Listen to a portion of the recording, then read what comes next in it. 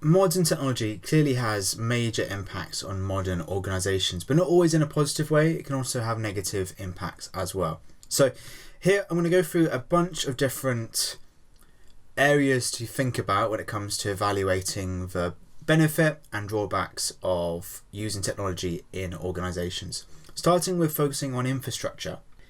Now, infrastructure is just a word for components which are making up your IT systems. If you are using modern technology, you need to have lots of infrastructure. So this needs to be bought. You don't get stuff for free. You're either going to buy it or rent it in some cases.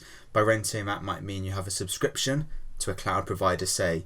And then, of course, once you have it, most of the time you can't just leave it there. This hardware, software needs to get maintained and looked after and have people working to fix it. So IT support staff, possibly. All of this is clearly quite costly. So just to give you an example of what we might consider infrastructure, you have, communication technologies, things like routers, things like the cables, which either you're paying for or renting. You'll have to pay for your internet connection as well. You'll, as part of your company, have modern devices like laptops, iPads, maybe. You might have one for each of your employees. And in terms of software, you'll have software which is local to your computer. Maybe you've bought Photoshop and it's on all of your work computers. It's just on that computer. You can't access it from anywhere else. That's what local means. But then you might have certain platforms which are more web-based and can be accessed from lots of locations. And those might include your cloud services as well. Now, the benefits of these, I'm not going to dwell on too much, right? I mean, if you've got a laptop, you can work quite productively. If you've got high-end software, you're able to do very specific jobs. Having fast internet means you're able to communicate easily. All of those pros, I think, are fairly straightforward, but the cons are maybe less obvious.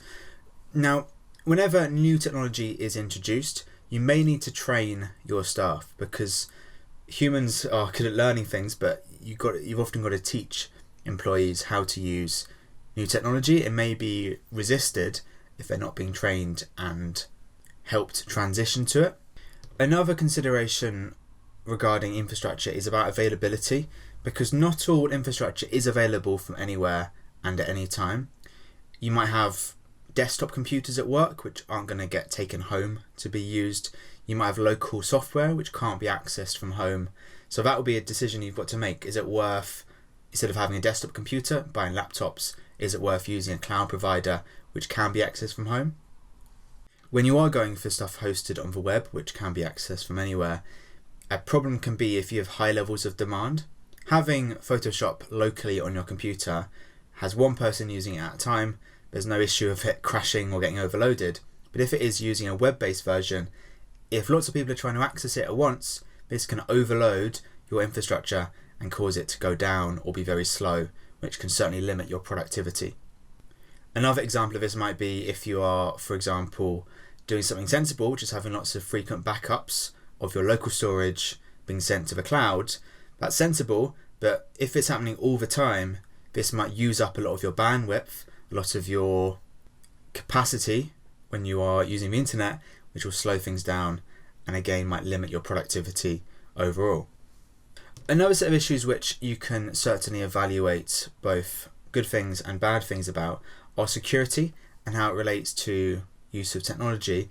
So sticking with that idea of availability and having services which are available remotely and 24/7, so any time of day or night, that's good because it can add convenience. It makes it easier for your employees to do work at home or easier for your clients to access your service. So that can be a good thing for your business, but actually as a security manager, it might make things more challenging for you because data is starting to get dispersed. And what dispersed means is that it's being not just held in one place, like on your server at work. It might be starting to get spread out over several locations. Maybe you are allowing your staff to work from home and access the data from home. Well, therefore the data is now out of your control because it might be on an employee's personal laptop many miles away. Data is also dispersed if you are using cloud providers. So you might put some data in a cloud provider, but also usually copies are made. So you might have data in multiple locations, each one being a copy, which again makes things harder to keep track of, and you do lose this control of the data. and so it does make things more complicated for you. But at least the benefit of this is if you have got data distributed and you've got copies of it, backups, it means there's less chance of it being totally lost. If this one server at your office caught fire or was smashed up or just crashed and broke completely, your data might get lost unless you had it dispersed in a few different locations as backups. So it's always pros and cons. You do lose control when you disperse data, but then of course as a backup it can be quite useful. As a third and final category to talk about, let's look at working arrangements, so how employees are able to work together.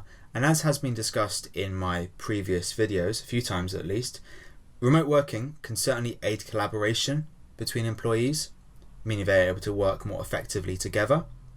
And that includes people who maybe are not likely to be as included if we weren't using this modern technology. So for instance, somebody who lives in a different country would not be able to work with you unless there was an ability to work remotely, maybe using video calls and collaborative documents and so on.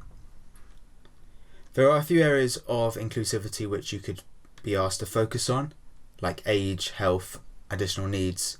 By that it means disabilities and so on, and also multiculturalism. So I mentioned multiculturalism, the idea that you can have employees in different areas of the world from different backgrounds. But on a negative point, age you could consider to be a downside of using modern technology. I've said it before, but it is a bit of a stereotype that older people might find it harder to adapt to new technology. If you are not training your staff very well and you suddenly bring in loads of new technology, it might alienate a lot of your employees, a lot of your clients. So actually you may not be inclusive by using new technology unless you are very careful about it. For health reasons, someone might prefer to work from home, but then again they might actually prefer to be in an office, depending on what condition they have. Now, another more general issue regarding remote working is productivity. So many companies are concerned about employees working from home because they imagine the employee is sat at home doing nothing, whereas in work and in the office, a manager is able to very easily monitor work, and so they can add some pressure to their employees to make sure they are working and they're not being paid to do nothing. Having said that, from an employee's perspective, they may well be happier working at home, and that benefits the employer as well, because if they're happier, they might well be working more effectively and be contributing more positively than if they're sat at work and are miserable all the time. And also, as an employer, if your employees are working from home quite a lot, it means you're not paying as much for your office space, which can be very costly. And on a final point, just going back to focusing on the additional needs certain people might have, adhering to legal obligations for accessible working can cost money for the company, depending on what requirements the person has. So the provision requirements are what a person needs to be included in the work. For example, somebody who has a physical disability might need certain computer equipment, or might need a stair lift or a ramp or something like this. And actually, according to the law, companies have to provide reasonable adjustments for employees who have disabilities and customers who have disabilities. This will cost money, which is a negative, but clearly a positive is you're able to support somebody who may not otherwise be able to work for you or use your product. So ultimately, it's a good thing overall, but certainly it could cost money and may take some time to set up.